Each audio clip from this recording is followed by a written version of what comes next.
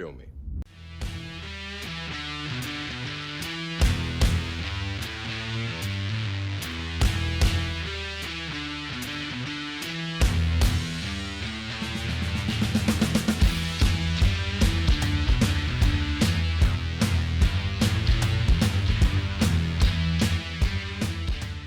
I'm the Martial Arts Film Freak, and I rewatched Unleashed.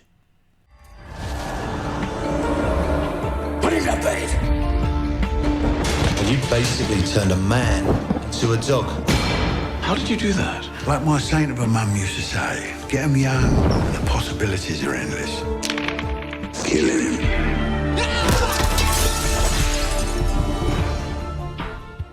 Unleashed stars Jet Li, Bob Hoskins, Morgan Freeman, and Kerry Condon, was written by Luc Besson, and was directed by Louis Leterrier. I'm guessing that's how you pronounce his Leterrier, his French name. It's the same guy who directed The Incredible Hulk. It's weird.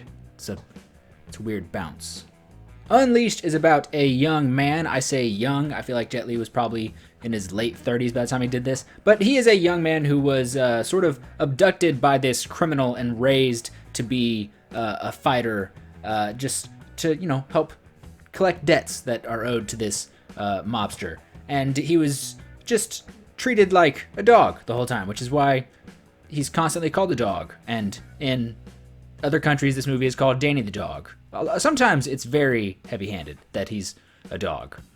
He is treated like nothing. He has no respect paid towards him. He doesn't have a bed. He's fed garbage food all the time. He lives pretty much in a basement until one day he is found by Morgan Freeman and taken in and tries to change his life for the better and just be happy.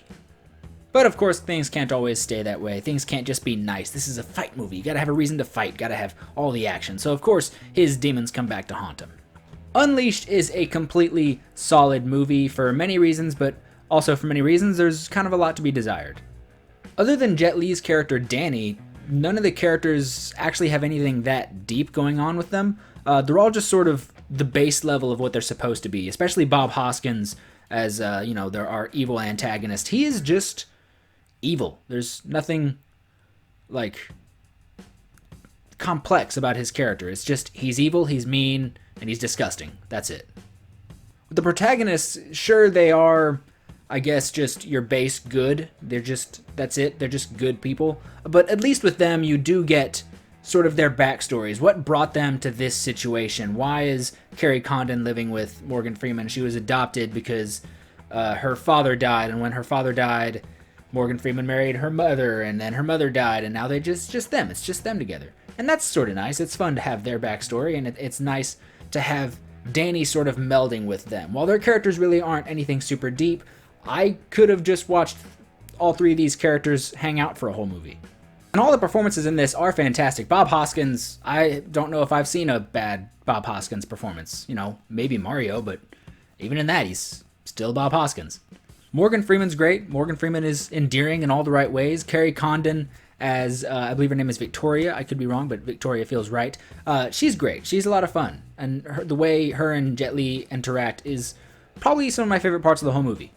Jet Li, of course, is a fighter. He's a martial artist before he is an actor, and because of that, he doesn't get credit for his acting sometimes. And maybe while his performance at times in this is very heavy-handed, he's acting very childish, and I actually don't mind the way he's acting childish at times. And the way he acts as a dog in the very beginning, it comes on really strong. But there is one moment that made me stop and just watch Jet Li act, and it's a moment where Victoria is teaching Danny how to play a song on piano. He loves piano. You later find out in the story why it is so just ingrained in him to love this instrument.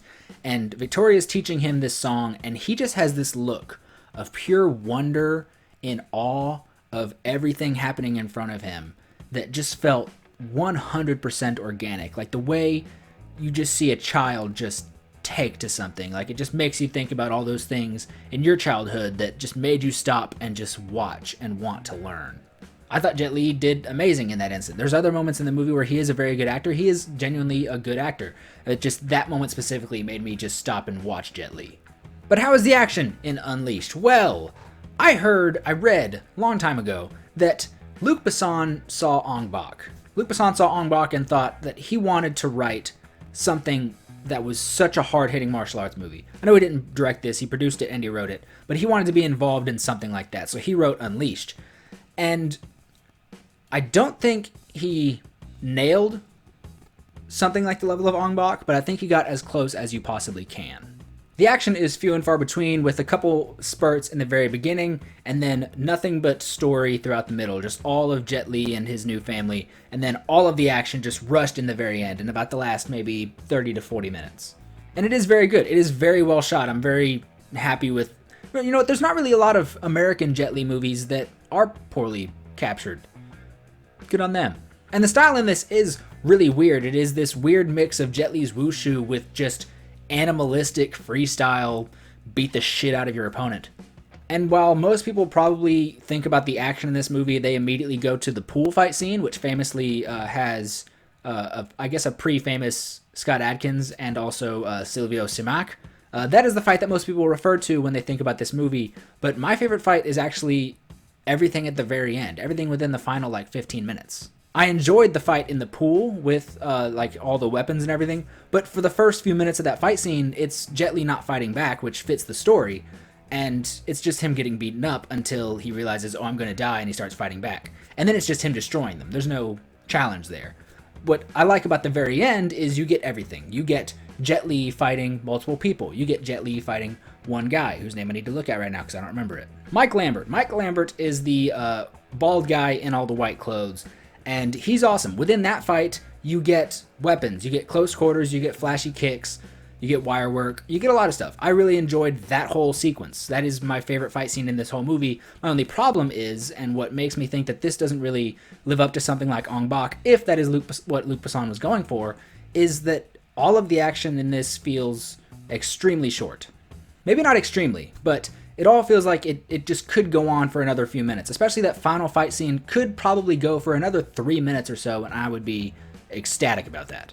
The ending of that fight scene just felt very sudden, like they just had to get to the end of the movie, even though this is a really brisk 1 hour and 40 minutes. It's not long at all. And while the action is short and I would like more of it, it's really good. I really can't find much of a reason other than more, I want more, to complain about the action in this movie. It is probably Jet Li's best American movie. I forgot to put this up. I forgot. This goes here. I don't have the individual movie. I have a combo pack with Fearless. It's a pretty solid combo pack. But everything together, the story, the characters, the fight scenes, Jet Li's performance, everyone's performance, I think I would give this movie, about 3.5 brain freezes out of 5. Yes, brain freezes. Remember that scene? It's hard to watch where Jet Li's got the ice cream and he doesn't know how to eat it and he just takes a big ass chomp out of it. That's... ow. I like this movie a lot. I've, of course, seen it before. I've probably seen it maybe 10 times or so throughout my life. It's a really good movie. I like it a lot. I'm sure everyone has seen it. Like, this is the movie probably most people refer to when they think of Jet Li. It's either this or Romeo Must Die. But what do you think of Unleashed? Is it your favorite Jet Li movie? Is your favorite Jet Li American movie? How is your quarantine hair? Because as you can tell, mine needs to go away. Thank you so much for watching. Don't forget to like, share, and subscribe. Head over to martialjournal.com for movie reviews, book reviews, articles on all things martial arts. Thank you so much for watching, and have a good day.